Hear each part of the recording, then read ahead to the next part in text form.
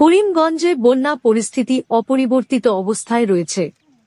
কুশিয়ারা, লঙ্গাই ও সিংলা নদী এখনো বিপদ সীমার উপর দিয়ে বইছে। শহর অঞ্চলে কয়েকশ মানুষ গৃহ ছাড়া হয়ে ত্রাণ শিবিরে আশ্রয় নিয়েছেন। এদিকে লঙ্গাই নদী ভয়ঙ্কর রূপ নিয়েছে।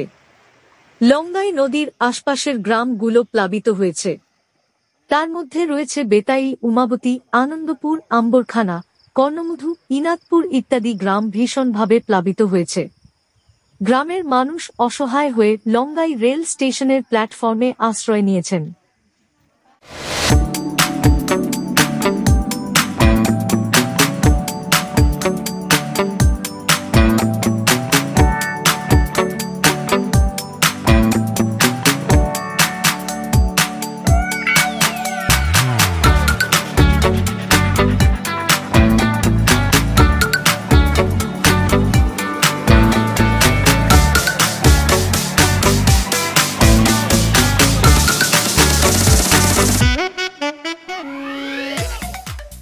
জল ক্রমশ বেড়েই চলেছে।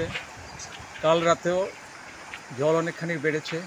বিশেষ করে উমাপতি গ্রাম, বেতাইল গ্রাম, আম্বরখানা, কর্ণমধু, শ্যামাপ্রসাদপুর, কামালপুর, ইনাইতপুর এইসব গ্রাম দারুণভাবে প্লাবিত হয়েছে। প্রায় এই কয়েকটি গ্রামের নাম বললাম, প্রায় প্রতিটা গ্রাম মিলিয়ে এখানে আনুমানিক লোকসংখ্যা হবে প্রায় 16 থেকে 18,000।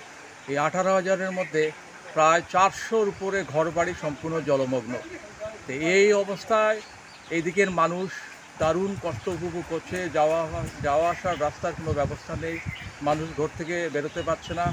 আর সরকারের দৃষ্টি আকর্ষণ করছি যে যাতে এইসব গ্রামের মানুষরা ভালোভাবে রিলিফ পায় এবং পানীয় জল এবং ঔষধপত্রের ব্যবস্থা তাদের দেওয়া হয়।